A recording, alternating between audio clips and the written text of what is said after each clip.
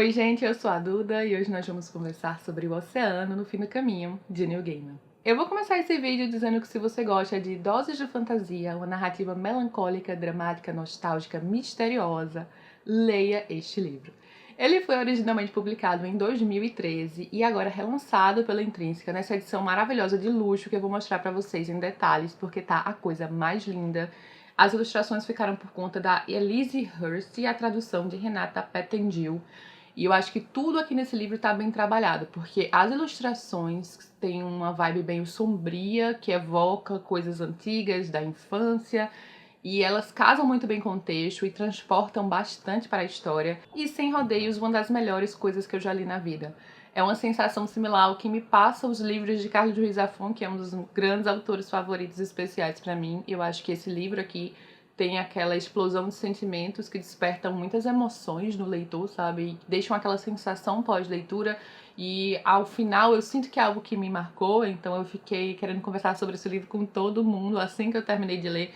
E pra mim foi, inclusive, algo que superou as expectativas, porque quando eu comecei a ler, eu tinha postado nas redes sociais e muita gente mesmo, foi o recorde disso ter acontecido, veio me falar que era livro da vida, livro favorito da vida. Então, assim, quando eu comecei a ler, eu já tava com as expectativas altas, porque a quantidade de pessoas que amam esse livro é imensa e eu nem fazia ideia disso, tá? E quando eu tava lendo, eu entendi o porquê. Pela entrega de sentimentos, sabe? Com bastante emoção aqui. E é um livro que o próprio narrador vai te contar um segredo desconhecido até por ele mesmo, revelado apenas em alguns instantes de sua vida. Então você vai ter aquele narrador adulto aqui, um homem já mais velho, com quase 50 anos de idade, que vai voltar para a sua cidade natal por conta de um velório. E passeando pela cidade ele vai em direção a uma casa de uma menina que ele conhecia há muito tempo, né? 40 anos atrás, quando ele tinha apenas 7 anos de idade. E ao chegar nesta casa, onde tem ali, digamos, o oceano no fim do caminho, que na verdade é um lago aqui, que vai ter todo um significado na história que será revelado depois, as memórias vão começar a voltar. As memórias serão despertadas. São aquelas memórias de infância que marcaram muito sua vida, mas são coisas que ele vai precisar revelar para si mesmo. E ao final a gente vai entender tudo isso. Então, de fato, a história desse livro se passa no passado, né? Ele vai narrar como um narrador adulto e às vezes essa fala adulta dele vai se interpor ali no texto e aí ele vai colocar algumas coisas, alguns ensinamentos, algumas coisas que ele percebia daquela época, uma estrutura narrativa, assim, de quando você tá lembrando, que eu acho extremamente interessante quando bem trabalhada, sabe? Porque dá aquele toque de algo no passado, aquele toque melancólico mesmo, carregado de lembranças. E aqui as lembranças dele vão sendo desveladas, né? Reveladas aqui aos poucos, para ele mesmo e para os leitores. São lembranças escondidas lá no fundo da memória, muito especiais e algumas muito dolorosas também. Então, o protagonista do livro, ele na verdade tem 7 anos de idade, né? Porque ele tá contando a história daquilo que aconteceu lá atrás, quando ele conheceu uma garota muito especial chamada Letty Hempstock. Ela ficava ali na fazenda Hempstock, né, que é essa do Oceano no Fim do Caminho, apenas com sua avó e sua mãe. Eram apenas as 3 mulheres. E desde no começo a gente percebe que elas eram muito especiais. Elas tinham algumas habilidades aqui, elas conseguiam ver algumas coisas. O garoto ia percebendo isso aos poucos. E tudo começa quando um morador que tá ali alugando um quartinho na casa do menino comete suicídio na fazenda próxima dessas mulheres. E isso vai despertar aqui já um certo ar de segredo e fantasia, e é o que vai abrir as portas para este mundo aqui, para essas doses de fantasia que vão ser inseridas na história. Talvez a morte dessa pessoa, que aqui é um vendedor de alpalas, não tenha sido tão simples assim. Há algo mais sombrio ali por trás dos desejos ali, do desespero que ele estava passando. E é isso que vai abrir aqui as portas para um local muito especial e encantador, encantado mesmo, que este garotinho vai conhecer através da Letty. E esse mundo aqui de fantasia criado pelo Neil Gaiman tem os seus segredos e as suas revelações na medida certa. Porque ao mesmo tempo que ele vai despertar muita curiosidade no leitor também, assim como no protagonista, ele permanece com aquele seu encanto oculto. A gente não vai poder entender tudo que tá ali no âmago da coisa, mas o garotinho vai fazendo algumas perguntas e a gente vai conhecendo um pouquinho mais do que seria essa realidade aqui escondida, além da realidade, na verdade, algo escondido aos meros seres humanos. E enquanto eu li esse livro, eu tinha muito uma música na cabeça, a trilha sonora do livro pra mim, né, uma das minhas músicas favoritas, que é Somewhere Only We Know, do Keane.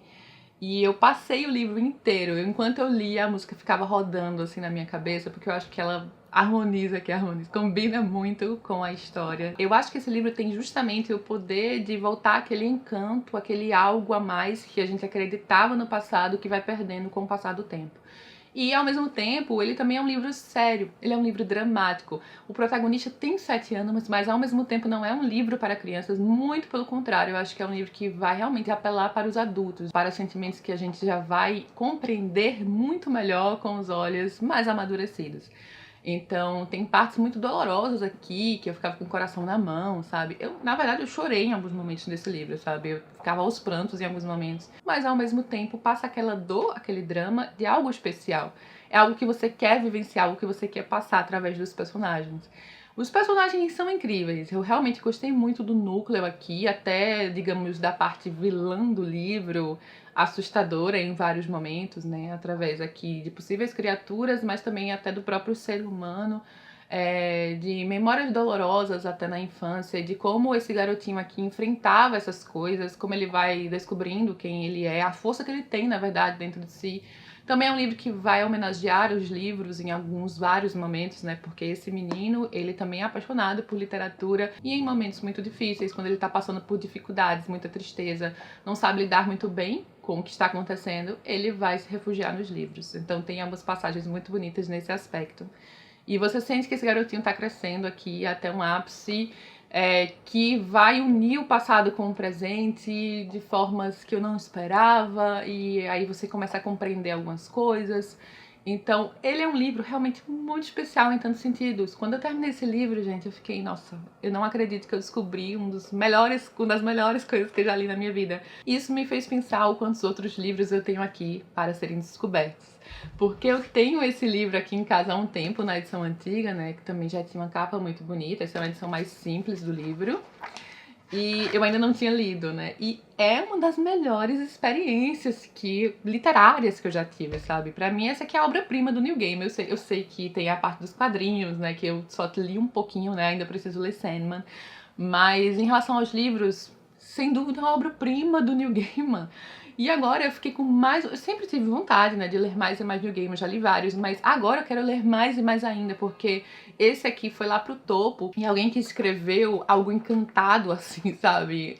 Que consegue passar carregado de emoções para o leitor, com ensinamentos, com algo que deixa aquela sensação. É difícil descrever pra vocês, mas esse livro deixa uma sensação. Só o que eu posso dizer é leiam. Se vocês gostaram minimamente um pouquinho do que eu falei aqui, leiam, porque o livro é muito mais.